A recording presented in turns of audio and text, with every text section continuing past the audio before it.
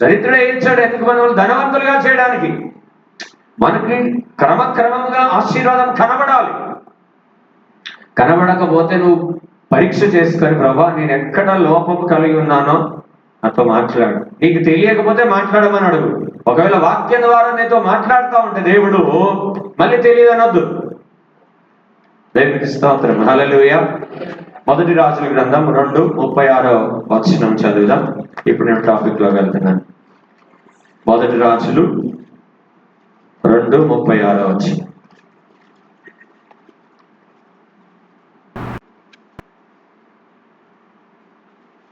చదవండి.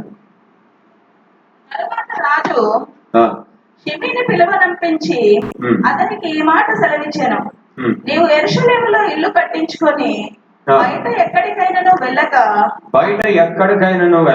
అందులో కాపురముండుము. నీవు ఏ దినమున బయటికి బయలుదేరి ఇద్రోను ఏరు వాగు దాటుదువో ఆ దినమున నీవు చచ్చుట నిశ్చయమని రూఢిగా తెలుసుకొనుము. నీ ప్రాణమునకు నీవే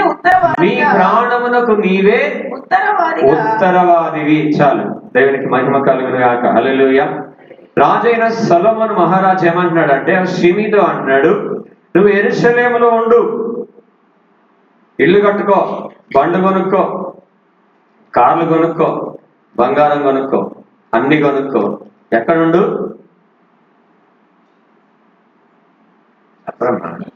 యెరూషలేములో. చెప్పాలా? మీరు చెప్తుంటే మీరు విన్నట్టు అనిపిస్తుంది నాకు.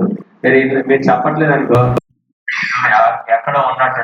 మీ మనసు మీ దగ్గర ఉంచుకోండి. హల్లెలూయా. ఎక్కడ పోనీకండి. అది చాలా భయంకరమైనది కదా. మనం ఇక్కడే ఉంటాం కానీ కదా. ఉండడం బాడీ మాత్రం ఏందే, body present, mind absent. So బాడీని నేను చూడగలను, నేను మైండ్ని మాత్రం ఆయనే చూడగలను. ఆమేన్. సో ఇక్కడ షిమీతో అంటున్నాడు. ఈ షిమీ ఎవరంటే దావీదు మహారాజుని దూషించిన వ్యక్తి. సో ఆ కాలంలో దూషించినా సరే దావీదు వదిలేశాడు. సరే, ఆ దూషణ అదంతా కూడా నాకు దీవెనగా మార్చబడను కానీ వదిలేశాడు. ఆ తర్వాత దావీదు చనిపోయాడు. చనిపోయిన తర్వాత సొలొమోను మహారాజు అయ్యాడు. అప్పుడు ఆ షిమీని పిలిచి అన్నాడు, చూడు బిడ్డ, నువ్వు మా నాన్నని ఏదో అన్నావు, నీ ప్రాణం తీయడానికి ఈజీ, కానీ అప్పుడు గుర్తుపెట్టుకో, యెరూషలేములో ఉన్నంత కాలం నువ్వు బాగుంటావు. ఏమన్నా చేసుకో, ఆస్తులు సంపాదించుకో, ఇల్లు కట్టుకో, పళ్ళు కొనుక్కో, ఏమన్నా చేసుకో. కానీ ఎప్పుడైతే యెరూషలేమును దాటి నువ్వు బయటికి వెళ్తావో నిశ్చయముగా నువ్వు చెప్పండి చచ్చదవు, నీ ప్రాణానికి నువ్వే ఉత్తరవాది, మళ్ళీ నా మీదకి తీసుకురావద్దు నువ్వు అని అంటే, షిమీ ఏమన్నాడంటే, అంతకంటే భాగ్యం ఏముంది? ఎందుకంటే ప్రాణభిక్ష పెట్టాడుగా, ప్రాణభిక్ష పెట్టాడు. అంతకన్నా భాగ్యం లేదు. నేను యెరూషలేములోనే ఉంటా, ఇక్కడే సంపాదించుకుంటా, ఇక్కడే తిరుగుతా, ఇక్కడే చచ్చిపోతా అన్నాడు. సరే, మంచిదని పంపించేశాడు. ఆ తర్వాత క్రమంగా ఏం జరిగిందంటే, కొన్ని రోజుల తర్వాత ఈయన గాడిదలు ఏమైనాయి అంటే యెరూషలేము దాటి వెళ్ళిపోయింది. గాడిదలు దాటి వెళ్ళిపోతే ఇప్పుడు ఈయన ఏమనుకున్నాడు అంటే, గాడిదలు పోయినాయి కదా, అవి మళ్ళీ తెచ్చుకుందామని చెప్పేసి యెరూషలేము దాటి వెళ్ళిపోయాడు. మీరంతా చదివితే తర్వాత లైన్ గా చదివితే ఉంటది. యెరూషలేము దాటి వెళ్ళిపోయి ఆ గాడిదలను తెచ్చుకున్నాడు. మళ్ళీ గాడిదలు దేనికి సాదృశ్యం అంటే ఆస్తికి సాదృశ్యం, మన స్వాస్థ్యానికి సాదృశ్యం. సో ఎప్పుడైతే తెచ్చుకున్నాడో రాజుకి వినబడింది ఏమని, షిమీ యెరూషలేము దాటి వెళ్ళి వచ్చాడు. సో రాజు ఏం చేశాడు, షిమీని పిలిచి బెట, నీకు చెప్పాను కదరా నాయన, నువ్వు వెళ్ళొద్దని చెప్పినా కదా, ఎందుకు వెళ్ళావు నువ్వు? యెరూషలేమును దాటి నువ్వు ఎందుకు వెళ్ళావు అంటే, నాకు గాడిదలు పోతే పోయి నీ ప్రాణం పోతుంది కదా. ఇప్పుడు నీ ప్రాణం పోతుంది కదా. ముందు ప్రాణాన్ని చూసుకోరు కొంతమంది, మిగతా అన్ని చూస్తూ ఉంటారు. ముందు నీ ప్రాణం ముఖ్యం కదా. కొంతమంది ప్రాణం పోతున్నా సరే డబ్బు పోదు అనుకుంటారు. ప్రాణం పోయినా పర్లేదు కానీ అమ్మో సంపాదించిన డబ్బు మాత్రం పోదు అన్నట్లుగా ఉంటా ఉంటారు. సో ఇక్కడ నీ ప్రాణం పోతుంది కదా, నువ్వు గాడిదలు పోతే పోయి తర్వాత ఇక్కడ ఉన్న గాడిదలు ఇంకా మళ్ళీ నీకు ఆస్తిని సంపాదించి పెడతాయి కదా, ఎందుకు పోయినావు అని అంటే సైలెన్స్ ఇంకా అంతే. సో ఆ టైంలో రాజు మాట అంటే మాట, ఇంకా షిమీని ఏం చేశాడు, చంపించేశాడు. దేవుడికి మహిమ కలుగును గాక. హల్లెలూయా, హల్లెలూయా. కాబట్టి దేవుడు ఎప్పుడైనా మనకు హెచ్చరికలు చేస్తున్నప్పుడు మనం చాలా జాగ్రత్తగా ఉండాలి. ఈ యెరూషలేము దేవుని మందిరానికి సాదృశ్యం. సో మందిరం నుంచి అడుగు బయట పెట్టద్దు. అడుగు బయట పెట్టద్దంటే మందిరం నుంచి బయట పోదని కాదు నేను అనేది. మందిరం ఏ మందిరం లేదు మనం నాటబడ్డామో, ఏ మందిరానికి క్రమంగా మనం వస్తా ఉన్నామో ఆ మందిరాన్ని దాటి మనం వెళ్ళిపోకూడదు. ఎప్పుడు వెళ్ళాలంటే ఒకవేళ మనం ఒక ప్రాంతం నుంచి ఇంకో ప్రాంతానికి వెళ్ళిపోయాం, దూరం అయిపోయింది అని అంటే అప్పుడు అక్కడున్న సమీపంగా ఉన్న మందిరాల్లో మనం చేరవచ్చు, అది తప్పు లేదు. కానీ చిన్న మాట ఏదన్నా పాస్టర్ గారు ఏదన్నా ఒక మాట అంటే నీ మందిరమే ఉందా, నువ్వు అక్కడే పాస్టరా, ఓ బోల్డ్ మంది ఉన్నారు పాస్టర్ని అని చెప్పి వెళ్ళిపోయావు అనుకో, అంతే మన పని. నేను ఒక మీటింగ్కి వెళ్ళాను, నేను ఒక మంచి దైవ సేవకులు మా దగ్గర నడిస్తే నేను వెళ్ళాను అనమాట. ఆ దైవ సేవకుల నోట కూడా నేను విన్నా ఆ మాట. ఏమనంటే ఎవరైనా ఒక విశ్వాసి సేవకులు గద్దించినప్పుడు, బుద్ధి చెప్పినప్పుడు, ఎప్పుడైతే వాళ్ళు నువ్వే పాస్టర్గా, ఇంకా మాకు పాస్టర్లు లేరా, నేను వెళ్ళిపోతాను, ఇంకో సంఘం ఉంది మాకనే ఎవరైతే వెళ్ళిపోతారు అంటే గద్దింపులు లక్ష్య పెట్టక ఎవరైతే మందిరాన్ని విడిచిపెట్టి వెళ్ళిపోతారో వాడు ఎక్కడ బాగుపడాడు, ఎక్కడ స్థిరపడాడంట. ఆ దైవజనం చెప్పిన మాట. దేవునికి మహిమ కలుగును గాక. హల్లెలూయా, హల్లెలూయా. కాబట్టి ఎప్పుడైతే షిమీ యెరూషలేమును విడిచిపెట్టి వెళ్ళిపోయాడో నీ ప్రాణానికి నువ్వే ఉత్తరవాదివి. కాబట్టి మందిరాన్ని విడిచిపెట్టి పోకూడదు. మందిరం సమయాన్ని మందిరానికి నువ్వు ఇవ్వాలి. మందిరానికి రావాల్సిన సమయాన్ని నువ్వు మందిరానికి తప్పకుండా మనం అందరం కలిసి రావాలి, కలిసి ప్రభుని ఆరాధించే వారంగా మనం ఉండాలి. మనం శాపాన్ని కోరుకోవద్దు. ఇక్కడ మరణాన్ని కోరుకున్నాడు. ఈ శివ ఏం చేసుకున్నాడు, ఆయన నాకు గాడిదలు కావాలి కానీ ప్రాణం పోతే పోయిందిలే అనుకున్నాడు. లేకపోతే ఏమనుకున్నాడు అని మనకు తెలియదు. రాజు తెలియకుండా రహస్యంగా పోయి వద్దామనుకున్నాడు. రహస్యంగా మాట్లాడుకునేది ఏంటంటే మిద్దెల మీద వినబడతాయి. సో రహస్యంగా చేద్దామని మనం ఏమనుకోకూడదు. మన హృదయ రహస్యములన్నీ కూడా ఎరిగిన దేవుడు మన ప్రభువైన యేసుక్రీస్తు. దేవునికి స్తోత్రం, హల్లెలూయా. ఆయనకి దాగి ఉన్నది ఏది కూడా ఈ లోకంలో మనకి ఉండదు. కాబట్టి దేవుని మందిర సమయాన్ని మనము వ్యాపారానికి ఉపయోగించొద్దు. ఉపయోగించావంటే నిశ్చయముగా నువ్వు చచ్చదవు.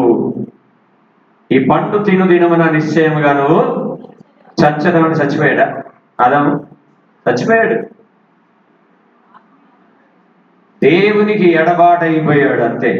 చావంటే అదే, దేవునికి ఎడబాటు, అదే అసలైన మరణం అంటే అదే. కాబట్టి చాలా జాగ్రత్తగా ఉండాలి. ఏదో చిన్నగా వస్తున్నాయి, 10 రూపాయలు వస్తున్నాయి, 20 రూపాయలు వస్తున్నాయి, 100 రూపాయలు వస్తున్నాయి, 50 రూపాయలు వస్తున్నాయి, 1000 రూపాయలు వస్తున్నాయి, 2000 వస్తున్నాయి, 5000 వస్తున్నాయి, 10,000 వస్తున్నాయి, గోలిమార్ వాటి అన్నిటి పక్కకు పెట్టేస్తాయి.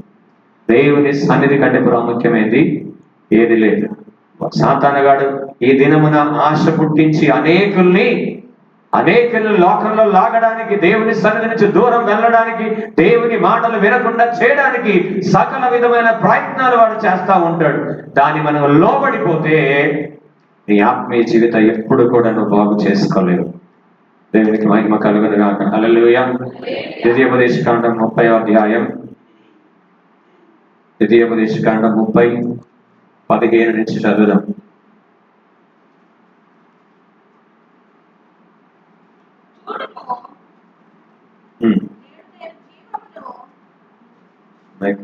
అయిపోయింది కదా.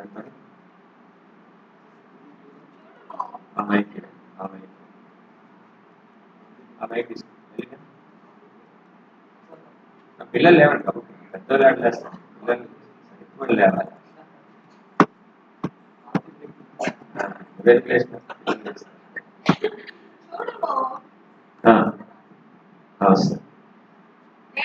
జీవమును మేలును మరణమును మరణమును కీడును నీ ఎదుట ఉంచి ఉన్నాను. నీవు బ్రతికి విస్తరించినట్లుగా నీ దేవుడైన యెహోవాను ప్రేమించి ఆయన మార్గముల యందు నడుచుకొని ఆయన ఆజ్ఞలను కట్టడలను విధులను అనుసరించుమని నేడు నేను నీకు ఆజ్ఞాపించుచున్నాను. అట్లు చేసిన ఎడల నీవు స్వాధీనపరచుకొనుటకు ప్రవేశించు దేశములో నీ దేవుడైన యెహోవా నిన్ను ఆశీర్వదించును. అది దేవుని యొక్క ఆశీర్వాదములు, ఆయన జీవం మనలో ఉండాలంటే దేవుడు చెప్పింది ఖచ్చితంగా మనం వినాల్సిందే. అంతే. ఇక్కడ అంటున్నాడు దేవుడు, నేడు నేను జీవమును మేలును మరణమును కీడుని నీ ఎదుట ఉంచి ఉన్నాను. ఏం కోరుకుంటావు? మాటలతో చెప్పడం కాదు, క్రియలతో చెప్పాలి. మాటలతో జీవం కావాలని చెప్పి చేస్తలేమో మరణాన్ని చేస్తే సరిపోదు. ఈ మాటలు మనం క్రియలతో చెప్పేవారముగా మనం ఉండాలి. ఇక్కడ దేవుడు అంటుంది, నీవు బ్రతికి విస్తరించినట్లుగా, నువ్వు బ్రతికి ఆశీర్వదించబడినట్లుగా నీ దేవుడైన యెహోవాను ప్రేమించి ఆయన మార్గముల యందు నడుచుకొని ఆయన ఆజ్ఞలను కట్టడలను. ఎప్పుడైనా మీరు గమనించండి, ఆజ్ఞలు కట్టడలు, ఆజ్ఞలు కట్టడలు, ఆజ్ఞలు కట్టడలు, ఈ రెండు చేయాల్సిందే. ఒక్క ఆజ్ఞలు పాటిస్తే కుదరదు. ఆజ్ఞలు దేవుని దగ్గర నుంచి వస్తాయి, కట్టడలు దైవ సేవకుని నోటి నుంచి వస్తాయి. ఆమేన్. హల్లెలూయా, హల్లెలూయా.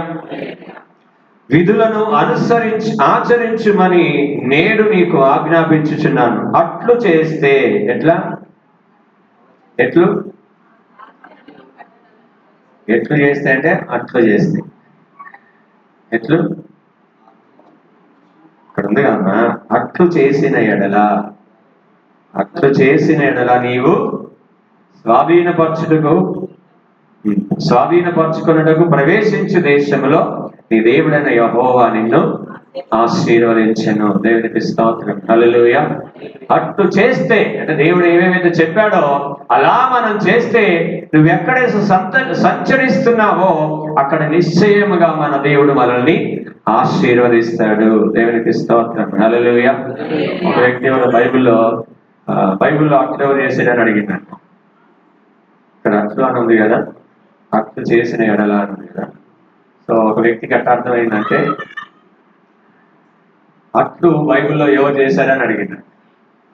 బైబిల్లో అట్లు చేయడం ఏంటబ్బా, అట్లు తెలుసుగా, అటుకులు అంటే కదా అట్లు.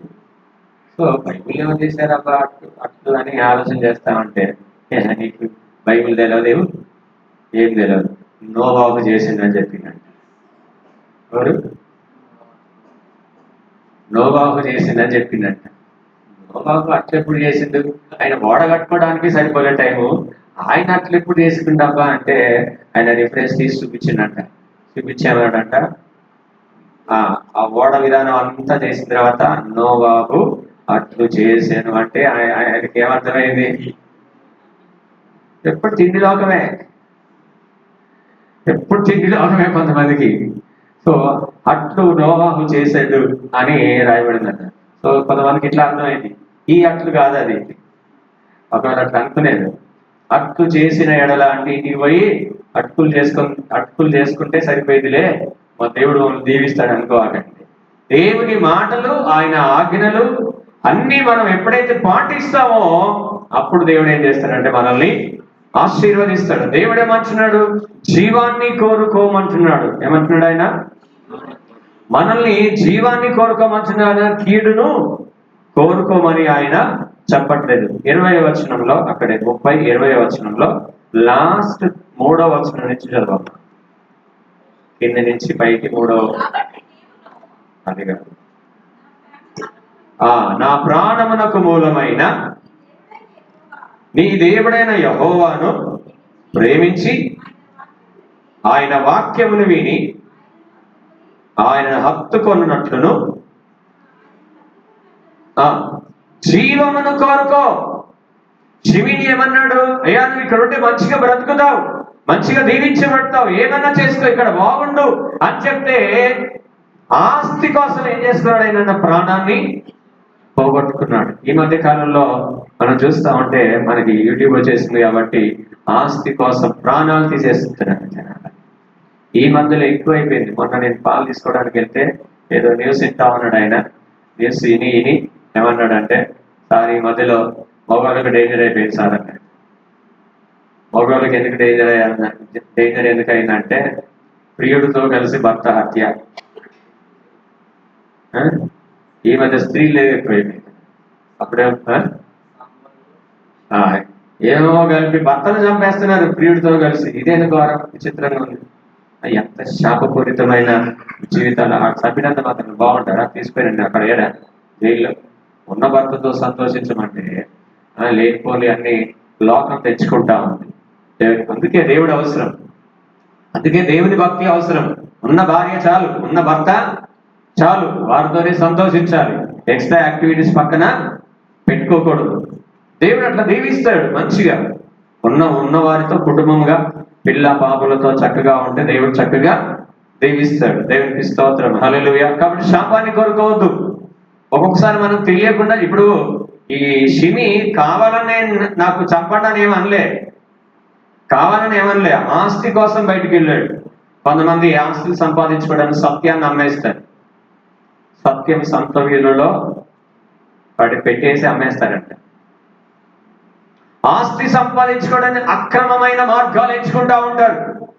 ఇది యెరూషలేము నుంచి బయటికి వెళ్ళడమే, సత్యం నుంచి బయటికి వెళ్ళడమే. నీ ఆస్తి సంపాదించుకోవడానికి దేవుడు చెప్పిన మాటలను విధులను మైమరిచి ఎప్పుడైతే నువ్వు సంపాదన కోసం అక్రమమైన మార్గాలను ఎంచుకుంటావో నీ ఆత్మీయ జీవితం చచ్చిపోయింది. ఆ శాపపూరితమైన సంపాదన అంతా కూడా మన ఇంటికి శాపంగా మారింది. హల్లెలూయా, హల్లెలూయా.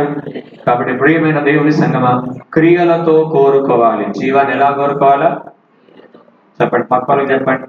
క్రియలతో జీవాన్ని కోరుకోండి. పక్కలకు చెప్పండి.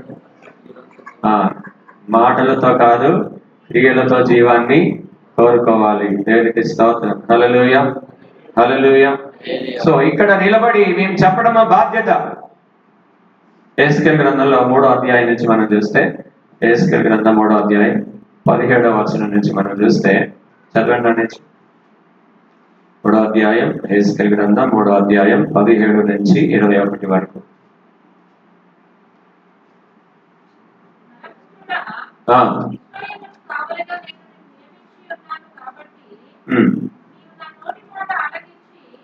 నేను చెప్పిన దాన్ని బట్టి వారిని హెచ్చరిక చేయము. అవశ్యముగా నీవు మరణం అవుతుందని నేను దుర్మార్గుని గురించి ఆజ్ఞ ఇయ్యగా నీవు అతని హెచ్చరిక చేయకయు అతడు జీవించున్నట్లు తన దుర్మార్గతను విడిచిపెట్టవలనని వారిని హెచ్చరిక చేయకయు నుండిన ఎడల ఆ దుర్మార్గుడు తను చేసిన దోషమును బట్టి మరణమవును గాని అతని రక్తమునకు నిన్ను ఉత్తరవాదిగా ఎంచుదును. ఎవరిని అర్థం కాలే మీకైతే? ఎవరిని ఉత్తరవాదిగా ఎంచుతారట? అర్థం కాలే మీకు? మరొకసారి చదవం. అర్థం కావాలి మీకు. అర్థం కావాలి, నేను ముందుకు వెళ్ళిపోతే వేస్ట్. నరపుత్రుడా, ఇశ్రాయేలుకు కావలిగా నేను నియమించి ఉన్నాను. కాబట్టి నీవు నా నోటి మాట ఆలకించి నేను చెప్పిన దానిని బట్టి వారిని హెచ్చరిక చేయుము. అవశ్యముగా నీవు మరణమవుతువని నేను దుర్మార్గుని గురించి ఆజ్ఞ ఇయ్యగా నీవు అతనిని హెచ్చరిక చేయకయు అతడు జీవించున్నట్లు తన దుర్మార్గతను విడిచిపెట్టవలనని వారిని హెచ్చరిక చేయకయు నుండిన ఎడల ఆ దుర్మార్గుడు తాను చేసిన దోషమును బట్టి మరణమవుతును గాని అతని రక్తమునకు నిన్ను ఉత్తరవాదిగా ఎంచుదును. ఇప్పుడు కూడా అర్థం కాలేదు. ఎవరిని ఉత్తరవాదిగా ఎంచుతాడు దేవుడు? అర్థమైందా? అర్థం కాలేదు అంతేనా? ఇక్కడ వినండి. నరపుత్రుడా, ఇశ్రాయేలీయులకు కావలిగా నేను నిన్ను నియమించి ఉన్నాను. ఎవరిని? యెహెజ్కేలు. అంటే ఒక సంఘ కాపరిని, ఒక దైవజనుడిని ఏం చేశారు? నియమించారు. అయితే నియమించిన తర్వాత, కాబట్టి నీవు నా నోటి మాట ఆలకించి నేనే ఎవరినైతే హెచ్చరిక చేయమని చెప్తానో వారికి నువ్వు హెచ్చరిక చేయాలి. ఒక దుర్మార్గుడు తన దుర్మార్గతను బట్టి నశించిపోకుండా నువ్వు వారిని హెచ్చరిక చేయమని నేను చెప్పినప్పుడు నువ్వు చెయ్యి. ఒకవేళ నువ్వు దాచిపెట్టి అమ్మో దశభాగం పోతుందేమో హెచ్చరిక చేస్తే, ఇచ్చే కానుకలు పోతాయేమో అని ఒకవేళ నువ్వు అనుకుంటే ఆ దుర్మార్గతను బట్టి ఆ దుర్మార్గుడు నశించిపోతాడు. కానీ అతని రక్తమునకు నిన్ను ఉత్తరవాదిగా ఎంచుదును. ఎవరిని?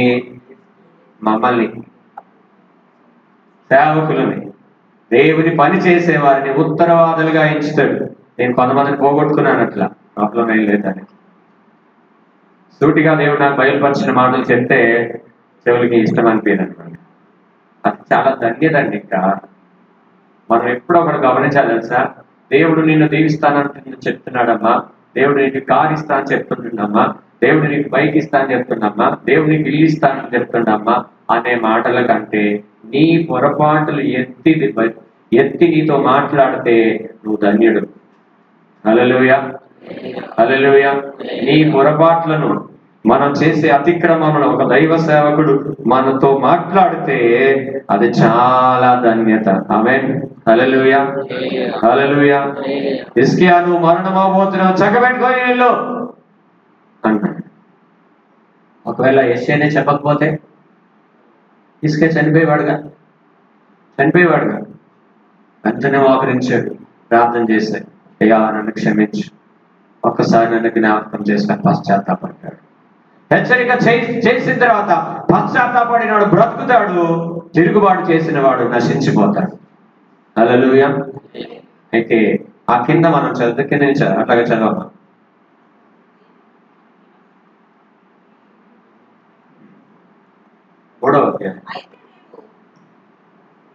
అయితే నీవు దుర్మార్గుని హెచ్చరిక చేయగా అతడు తన దుర్మార్గత నుండి, దుష్క్రియల నుండి మరణని ఎడల అతడు తన దోషమును బట్టి మరణమవును గాని నీవు ఆత్మకు తప్పించుకుందువు. అది ఒకవేళ హెచ్చరిక చేసిన తర్వాత అతడు మారలేదనుకో, నువ్వు తప్పించుకుంటావు, కానీ అతడు ఆ దుర్మార్గతను బట్టి నశించిపోతాడు. ఇప్పుడు ఏది బెస్ట్ అంటారు? మనలో ఉన్న తప్పులు ఒక వ్యక్తి మనకు బయలుపరిస్తే చాలా ఆశీర్వాదకరం, చాలా ఆశ్చర్యకరం. నేనైతే అదే కోరుకుంటానండి. నన్ను ఏదో దేవుడు ఇది చేయబోతున్నాడు, ఇది చేయబోతున్నాడు అన్ని అంటే ఓకే పర్వాలేదు, కానీ అన్నిటికంటే నాలో ఉన్న తప్పు ఎవడైనా చెప్తే సరి చేసుకోవడానికి అది మంచి అవకాశం. ఆమె అది ఇష్టపడాలా? జనాలు అది ఇష్టపడరు. అది ఇష్టపడరు జనాలు. ఏం ఇష్టపడతారు?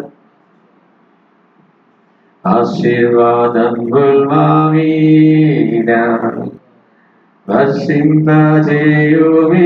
అంటే వర్షంలాగా వస్తానే ఉండాలి.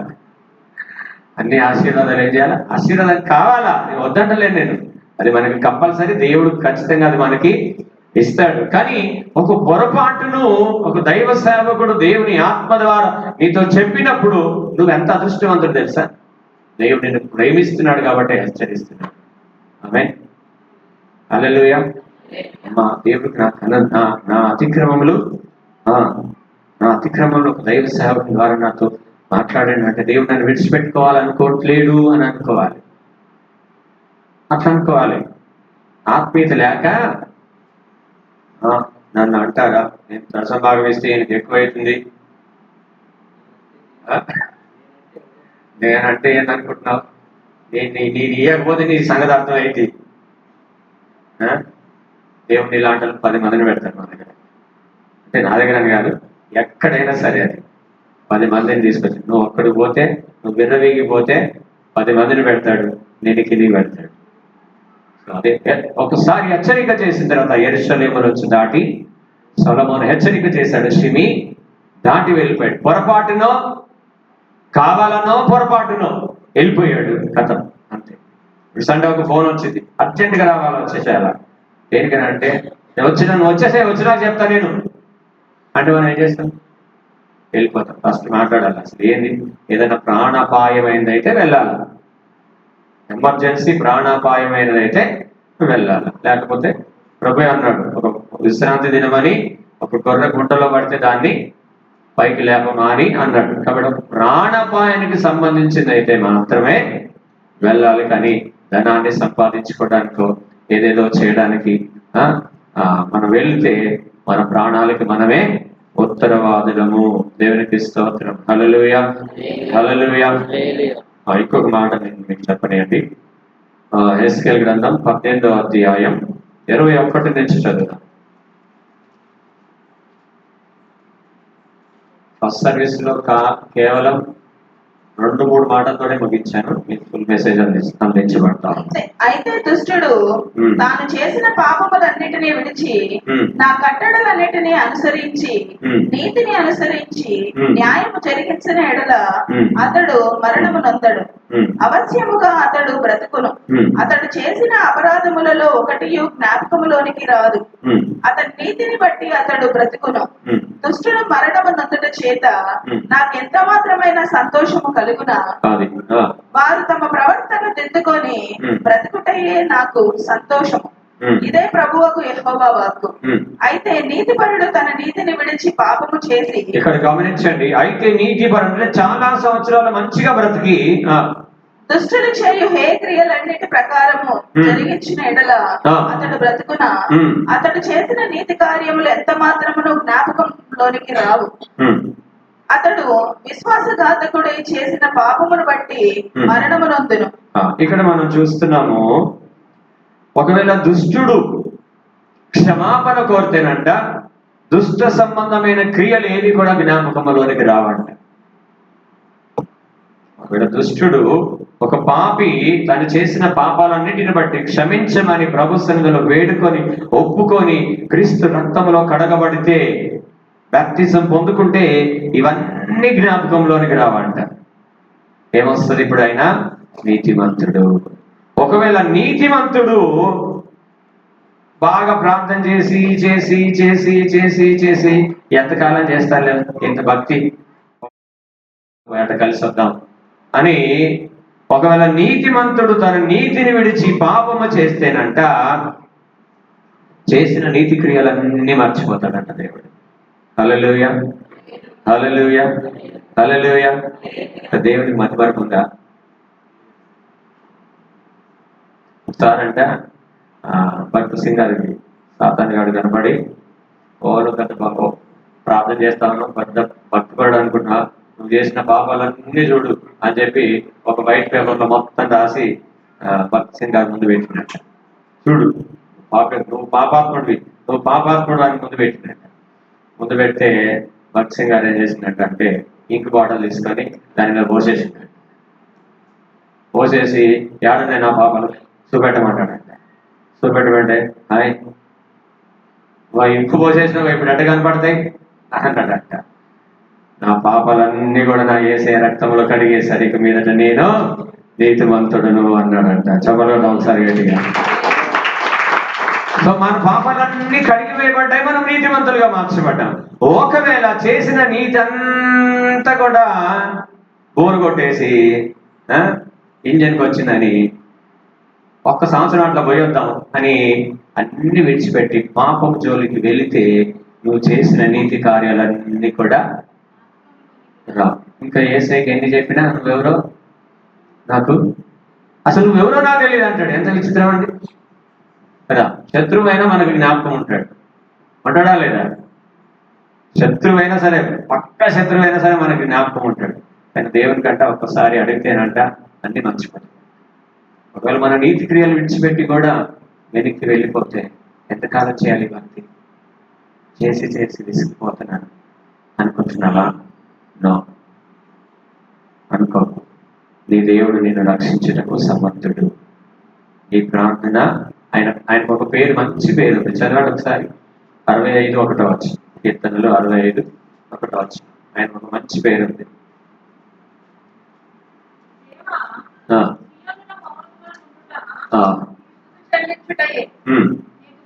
చెల్లింపవలసి ఉన్నది. 2వ ప్రార్థన ఆలకించువాడా.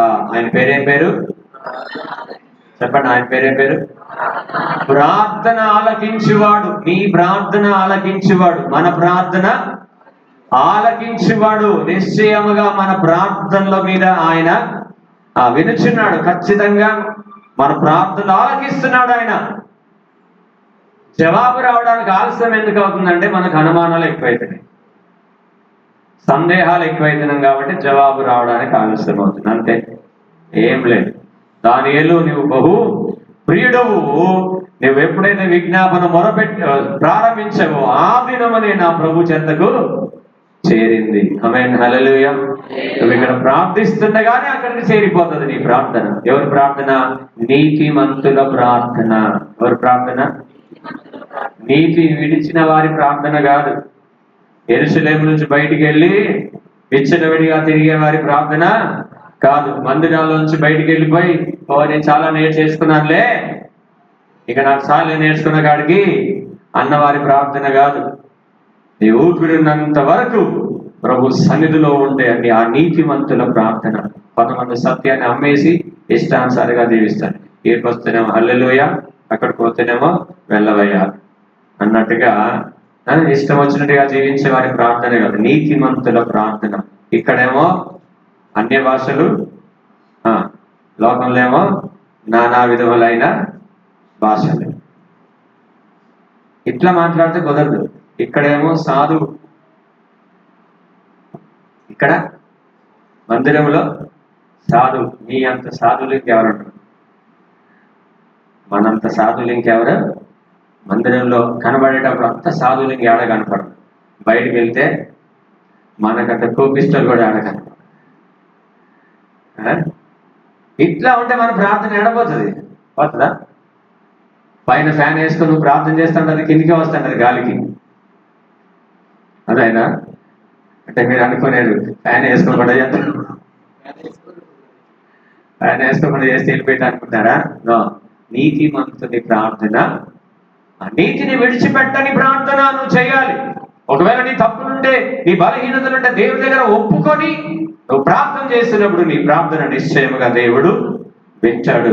నీవన్నీ ఎంతకుముందు చేసిన అతిక్రమాలన్నీ కూడా దేవుడు మర్చిపోతాడు. కాబట్టి షిమి యెరూషలేములోనే ఉండు. ఆ షిమి ప్లేస్లో ఎవరు పెట్టుకోవాలా? నేను. ఎక్కడ ఉండాలా? షిమి ఎక్కడ ఉండాలా? యెరూషలేములో ఉండాలి, మందిరంలో ఉండాలి, దేవుని సన్నిధిలో ఉండాలి, రక్షణలో ఉండాలి. దేవునికి స్తోత్రం, హల్లెలూయా. మంచిది. ఇంకొక మాట మనం జ్ఞాపకం చేసుకున్నాం. లూకాసు వార్త 10:30.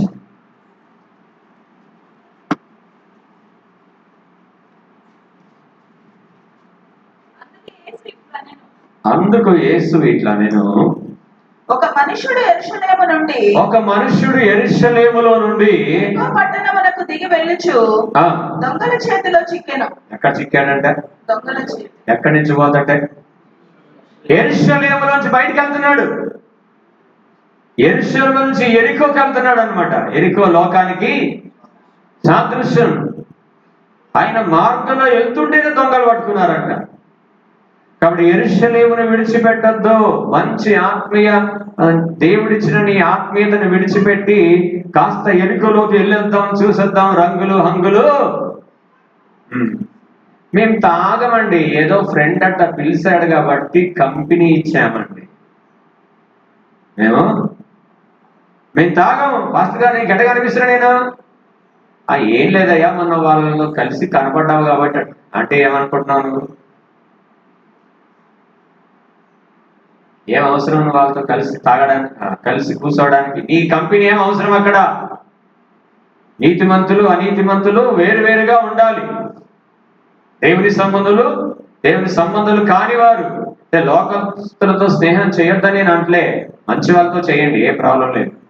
తాగిన వాళ్ళు మనకంటే చాలా మంది, మనలాగానే తాగిన వాళ్ళు చాలా మంది ఉన్నారు. వాళ్ళతో చేయండి స్నేహం, ప్రాబ్లం లేదు. కానీ తాగేవారితో కంపెనీ, ఫ్రెండ్ అంటే ఫ్రెండ్షిప్, దేవుని యొక్క రిలేషన్షిప్ కంటే నీ ఫ్రెండ్షిప్ చాలా ఇష్టం కదా. దేవుడు బాధపడ్డా పర్వాలేదు కానీ ఫ్రెండ్ బాధపడకూడదు. ఏం ఆలోచనలు, నీ ఆలోచనలు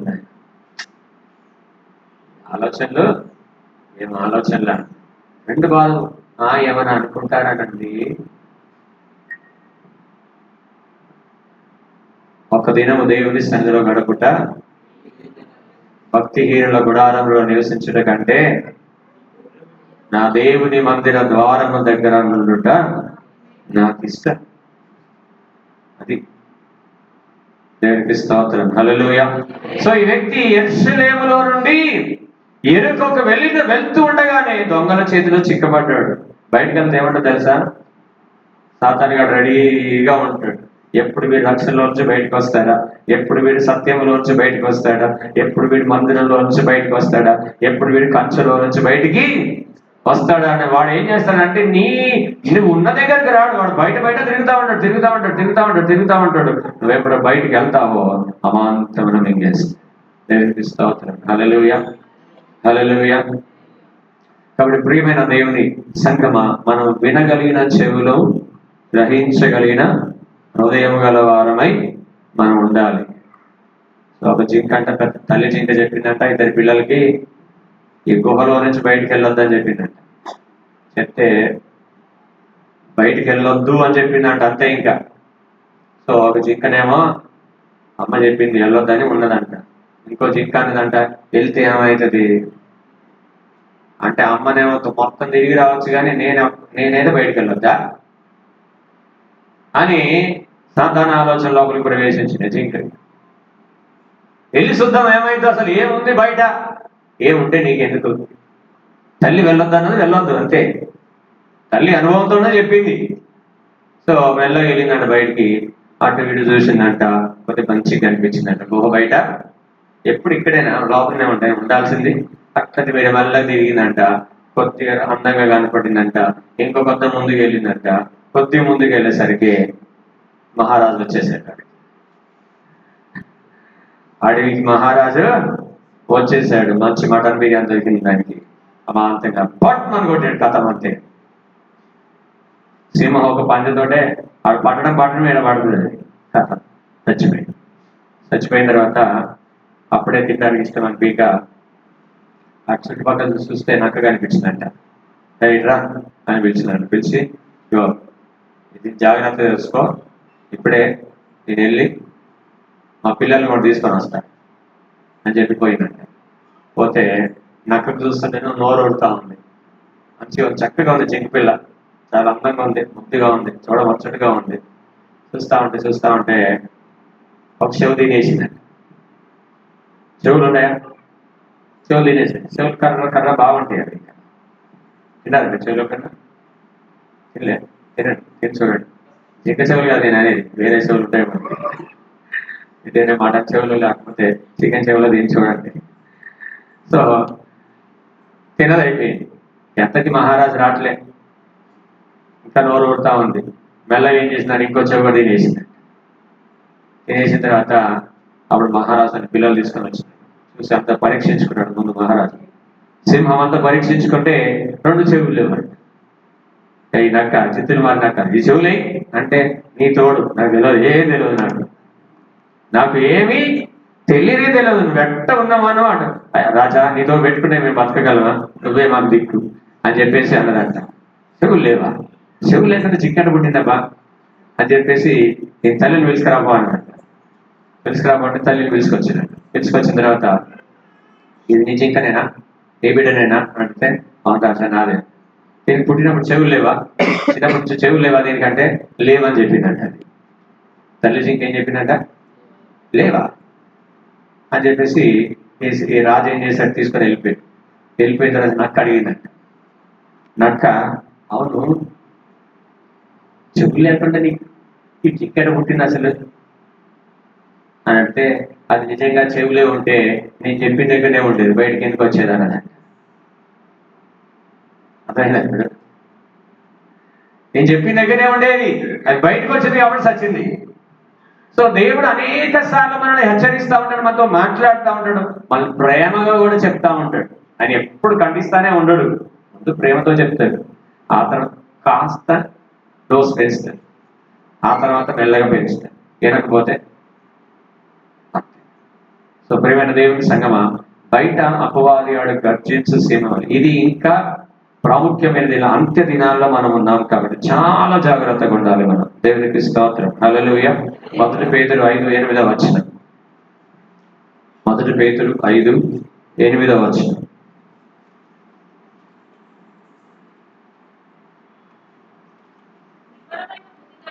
నిబ్బరమైన బుద్ధి గలవారమై మెలకువగా ఉండుడి. మీ విరోధి అయిన అపవాది గర్జించు సింహము వలె ఎవరిని మృంగుదున అని వెతుకుచూ వాడు వెతుకుతా ఉన్నాడండి. మనం చిక్కకుండా చాలా జాగ్రత్తగా భద్రపరచబడుదుముగాక. హల్లెలూయా, హల్లెలూయా. ఒకవేళ మనం నిబ్బరమైన బుద్ధి గలవారమే కాకపోతే, అసలే మనకు జ్ఞానం లేకపోతే ఏం జరుగుతుంది? అప్పుడు నీతిమంతులే రక్షించబడుట దుర్లభం అయిపోతుంది. 1 పేతురు 4:17 అక్కడే ఉంటుంది. తీర్పు దేవుని ఇంటి యొద్దనే ఆరంభం కాలం అయితే మన యొద్దనే ఆరంభమైతే దేవుని సువార్తకు అవిధేయులైన వారి గతి ఏమవును? అంటే మనమే నశించిపోతే ఇంకా పాపుల సంగతి ఎట్లా? సో దేవుడు మాట్లాడుతూ ఉన్నప్పుడు మనం ఏం చేయాలి? మన జీవితాలని చక్కగా భద్రపరచుకోవాలి. దేవుని సన్నిధిని దాటి బయటికి వెళ్ళకూడదు. దేవునికి స్తోత్రం. హల్లెలూయా. ఇశ్రాయేలీయులు అరణ్యంలో ప్రయాణం చేస్తున్నప్పుడు అంట వారిని మేఘము వెంబడించేదంట. ఏంటది?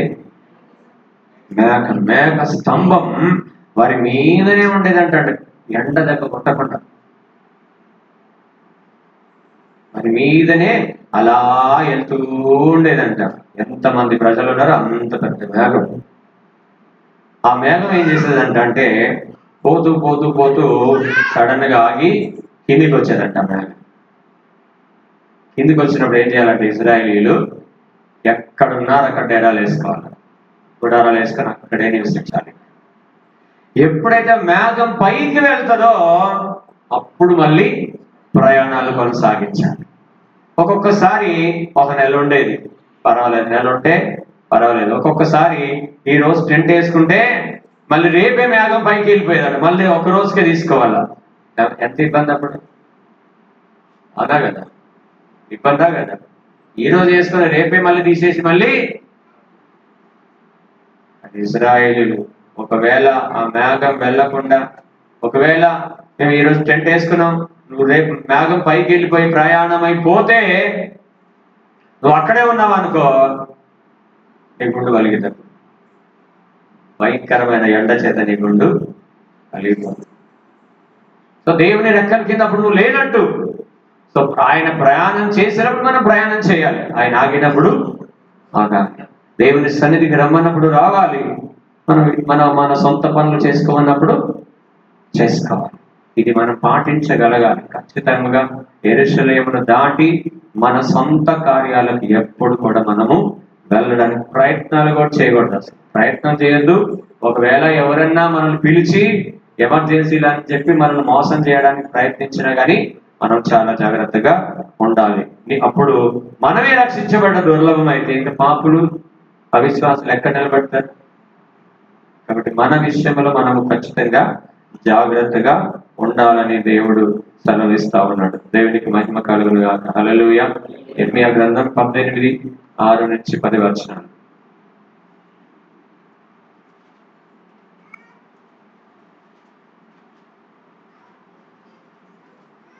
ఇర్మీయా గ్రంథం 18:6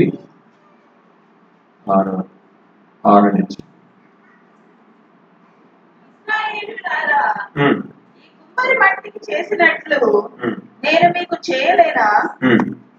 ఇదే యెహోవా వాక్కు. చికటమన్ను కుమ్మరి చేతిలో ఉన్నట్టుగా ఇశ్రాయేలీయులారా మీరు నా చేతిలో ఉన్నారు. దాన్ని పెళ్ళగెత్తుననియు విరగొట్టుదననియు నశింపజేయుదుననియు ఏదో ఒక జనమును గూర్చి గాని రాజ్యమును గూర్చి గాని నేను చెప్పి ఉండగా ఏ జనమును గూర్చి నేను చెప్పినో ఆ జనము చెడుతనము చేయుట మానిన ఎడల, ఒకవేళ ఆ జనం చెడుతనం చేయటం మానిన ఎడల నేను వారికి చేయనుద్దేశించిన కీడుని గూర్చి సంతాపపడుదును. ఆ తర్వాత కింద మనం చదువుకుంటూ వెళ్తే ఒక జనం గురించి ఏం చెప్పిండంటే మీరు పెళ్ళగించబడతారు, మీరు అభివృద్ధి పొందరు అని చెప్పాడు. అయితే వాళ్ళు ఏం చేశారట, అయ్యా మేము అభివృద్ధి పొందబోవడానికి మాలో ఏదైనా బలహీనతలుంటే మమ్మల్ని క్షమించండి నాయన, మమ్మల్ని క్షమించి నాయన, మమ్మల్ని జ్ఞాపకం చేసుకో, నీ నీడలో ఉండేటట్టు మాకు సహాయం చేయని ఎవరైతే ప్రార్థన చేస్తారో అప్పుడు దేవుడు అంటున్నాడు, ఎవరైతే పెళ్ళగిస్తానని నేను అన్నప్పుడు వారు మారు మనసు పొందుతారంట. దేవుడు వారిని ఆశీర్వదిస్తాడంట. హల్లెలూయా. కొంతమందికి దేవుడు వాగ్దానాలు ఇస్తాడు, నిశ్చయముగా నేను నిన్ను ఆశీర్వదించదును అని. సో ఈ వాగ్దానం పట్టుకొని ఇష్టం వచ్చినట్టు లోకంలో ప్రవర్తిస్తే ఏ జనము గురించి అయితే నేను నిన్ను ఆశీర్వదిస్తాను, నేను నిన్ను కడతాను అని ఏ జనం గురించి చెప్పాడో ఆ జనము గురించి దేవుడు ఏం చేస్తాడంటే అప్పుడు వారి ప్రవర్తన క్రీస్తులో దేవుని సన్నిధిలో సరిగ్గా లేకపోతే ఆయన ఇచ్చిన మాటను బట్టి సంతాపపడతాడు. అంటే ఆశీర్వాదాలు అప్పుడు రావు. అర్థమవుతుందా? శాపం శపిస్తానని చెప్పిన జనం మారు మనసు పొందితే ఆశీర్వదిస్తాడంట. ఆశీర్వదించిన జనం కూడా మారు మనసు పొందేసి మళ్ళీ లోకంలో కలిసిపోతే ఆశీర్వాదాలు ఏమి ఉండవు. కాబట్టి ప్రేమైన దేవుని సంగమా, మన ప్రాణాలకి మనమే చెప్పండి, మన ఆత్మీయతకి మనమే క్రీస్తులో మనం ఎంతగా మనం భద్రపరచబడతామో, దేవుని సన్నిధికి ఎంత విలువిస్తామో, దేవుని మందిరానికి ఎంత విలువిస్తామో, దేవుని సన్నిధిలో ఉండడానికి ఎంత ఇష్టపడతామో అంతగా దేవుడు మనల్ని నిశ్చయముగా మనల్ని ఆశీర్వదిస్తాడు. దేవునికి స్తోత్రం. హల్లెలూయా. పాత నిబంధనలో ఎవడైనా ఇట్లా ఇప్పుడు యాక్సిడెంట్ అయితే కొంతమంది ఏం చేస్తారంటే బండి అన్ని ఆడ వదిలిపెట్టేసి పోలీస్ స్టేషన్ కొడుతారు. యాక్సిడెంట్ అయితే హఠాత్తుగా ఏదైనా జరగడానికి కొంతమంది అంటే ఛాన్స్ ఉంటే అట్లా వెళ్ళిపోతారు, ఇంకా పోలీస్ స్టేషన్ పోయి సరెండర్ అయిపోయి సార్ ఇట్లా జరిగిపోయింది యాక్సిడెంట్. సో ఆ కాలంలో కూడా ఒకవేళ అంటే పగలేదు కానీ ఏదో అనుకోని రీతిగా హత్య జరిగింది, ఎక్కడో రాయి విసిరేశాడు, అది ఎక్కడో ఒక వ్యక్తి మీద పడ్డది, ఇప్పుడు సచ్చాడు అనుకుందాం. ఇది కావాలని చేయలేను, ఏదో రాయి అట్లా విసురుకుంటూ వెళ్తున్నాడు, అది ఒకటి మీద పడి మరి బ్రెయిన్ దాటిందో కన్ను దాటిందో సచ్చాడు. సో వెంటనే ఆశ్రయపురములు నిర్మించబడ్డాయి. అప్పుడు మోషే కాలంలో, యెహోషువ కాలంలో ఆశ్రయపురములు. ఎవరైతే ఆ వ్యక్తి ఆ ఆశ్రయపురంలోకి వెళ్తాడో ఎవరు కూడా వారిని టచ్ చేయడానికి లేదనమాట. ఇప్పుడు మనం పోలీస్ స్టేషన్కి వెళ్తే పోలీసుల యొక్క సరెండర్లో మనం ఉంటాం. వాడు ఎదుటి వ్యక్తి ఎవరు వచ్చినా కానీ ప్రొటెక్షన్ ఇస్తారు వాళ్ళకి. హల్లెలూయా, హల్లెలూయా. కాబట్టి మనకు ప్రొటెక్షన్ ప్లేస్ ఏంటంటే దేవుని సన్నిధి. మనకు మంచి కాపుదల స్థలం ఏంది? దేవుని సన్నిధి. ప్రభా, ఈ దివ్యమైన ఈ సన్నిధి నుంచి మేము ఎప్పుడు తొలగిపోకుండా మమ్మల్ని కాపాడమని మోకరించి ప్రార్థన చేసుకున్నాం. Praise the lord. హల్లెలూయా. ఈ రోజు నువ్వేం కోరుకుంటున్నావు? జీవాన్ని మాటలతో కాదు కానీ క్రియలతో కోరుకో. మన ప్రాణానికి మనమే ఉత్తరవాదులం. మనం జీవాన్ని కోరుకుంటున్నామా లేకపోతే శాపాన్ని కోరుకుంటున్నామా? మరణాన్ని కోరుకుంటున్నామా జీవమును కోరుకుంటున్నామా? మనం ఏం కోరుకుంటున్నాం? మేలు కోరుకుంటున్నామా కీడు కోరుకుంటున్నామా? మాటలతో కాదు క్రియలతో కూడినదై ఉండాలి. Praise the lord. Hallelujah, hallelujah. ప్రభు సన్నిధిలో ప్రార్థన చేద్దాం ప్రభా, మేము ఎప్పుడు నీ సన్నిధి విడిచిపెట్టి మేము వెళ్ళకూడదు నాయన. ఎల్లప్పుడూ నాయన నీ సన్నిధిలోనే మేము ఉండాలి. క్షమి, నిశ్చయముగా నువ్వు యెరూషలేము నుండి బయటకు వెళ్ళే దినమున నువ్వు చచ్చెదవు. కాబట్టి నిశ్చయముగా దేవుని సన్నిధిని విడిచిపెట్టి మనం ఎక్కడికి వెళ్ళకుండా మొట్టమొదటిగా దేవుని సన్నిధిలో ఉండేటట్టు మనం ప్రార్థన చేసుకున్నాం. Praise the lord. మనకు ఎన్నో ఉండొచ్చు, లోకంలో ఎన్నో ఉన్నాయి. ఆయనను వాటన్నిటికంటే మిన్నగా మన ప్రభుని మాత్రమే మనం ప్రేమించే వారముగా మనం ఉండాలి. హల్లెలూయా, హల్లెలూయా. స్తోత్రం, స్తోత్రం. Praise the lord. హల్లెలూయా. ఒక వ్యక్తి యెరూషలేము నుండి ఎరుకోక వెళుతూ ఉండగా దొంగల చేతిలో చిక్కాడు సుమి. కాబట్టి ప్రియమైన దేవుని సంగమా, దేవుని సన్నిధిలో ప్రార్థన చేయండి. ప్రభా, ఇదిగో నీ సన్నిధిని విడిచిపెట్టి తిరిగి ఒక్క రోజు కూడా మాకు ఉండకూడదు నాయన. Praise the lord. ఎన్నోసార్లు నాయన ఇదిగో నీ సన్నిధిని విడిచిపెట్టి నేను తిరిగాను. ఎన్నోసార్లు నీ ఆజ్ఞలు మీరి నేను బ్రతికాను ప్రభా. ఇదిగో ఎన్నోసార్లు అబద్ధములు మా నోటి నుంచి ప్రవాహము వలె బయలుదేరినాయి తండ్రి. మమ్మల్ని క్షమించండి నాయన. నీ సన్నిధిని విడిచి తిరిగే వ్యక్తులుగా మేము ఉండొద్దయ్యా. అయ్యా, వాటన్నిటి నుంచి విడిపించడానికి కల్వరి శిలువలోని రక్తం అంతా మా కడుపు కాచిన. ఇదిగో నీ ప్రేమ మా ఎదుట కనబడుతుండగా, నీ త్యాగం మా ఎదుట కనబడుతుండగా నాయన మేము ఎలా యెరూషలేము నుంచి దాటి వెళ్ళగలము నాయన? ఎలా నీ సన్నిధిలో నుంచి మేము దాటి వెళ్ళగలము తండ్రి? ఇదిగో లోకంలో ఉన్న వారందరికంటే నన్ను ఎక్కువగా నువ్వు ప్రేమించావయ్యా. నా కొరకే నీ రక్తం అంతా కాల్చావు ప్రభువా. నేను ఒక పెంట కుప్పలో ఉండవలసిన వాడిని కానీ ఈ దినమున రక్షించి సర్వోన్నతుడైన దేవుని కుమార్తెగా దేవుడు నిన్ను అంగీకరించాడే. ఎలా నువ్వు సులభముగా లోకానికి నువ్వు వెళ్ళగలవు? దేవుని సన్నిధి విడిచిపెట్టి ఎలా లోకానికి నువ్వు వెళ్ళగలవు? యెరూషలేము నుంచి ఎరికోకు వెళ్తున్నాడు. ఎరికోలో ఏముందని చూడడానికి వెళ్తున్నాడో, ఏమి కొనడానికి వెళ్తున్నాడో మనకు తెలియదు. కానీ ఎప్పుడైతే లోకములోనికి నీ కను దృష్టి మళ్ళిందో జాగ్రత్త, సాతానుగాడు ఉన్నాడు, మన విరోధి ఉన్నాడు. ఆ విరోధిని చేతిలో చిక్కకుండా దేవుడు మనల్ని కాపాడుతా ఉన్నాడు. మనం అంతటా మనం వారి చేతిలో పడకూడదు. మన ప్రాణాలకి మనమే ఉత్తరవాదులుగా ఉంటాం. హల్లెలూయా, హల్లెలూయా, హల్లెలూయా. నీ నోటి మాట జాగ్రత్త, నీ కనుచూపు జాగ్రత్త, నీ ఆలోచన జాగ్రత్త, నీ హృదయము జాగ్రత్త. దేవుడు అంటున్నాడు, ఒకవేళ ఏ అపాయము మనకు సంభవిస్తున్నా అది దానికి కారణం మనమే అని అంటున్నాడు. కాబట్టి ప్రియమైన దేవుని సంగమా, ఈ రోజు దేవుని సన్నిధిలో ఒప్పుకుందాం. ప్రభా, ఎన్నోసార్లు మా సొంత ఆలోచనతో ప్రవర్తించాము నాయన. ఇక మీదట నాయన నీ సన్నిధిలో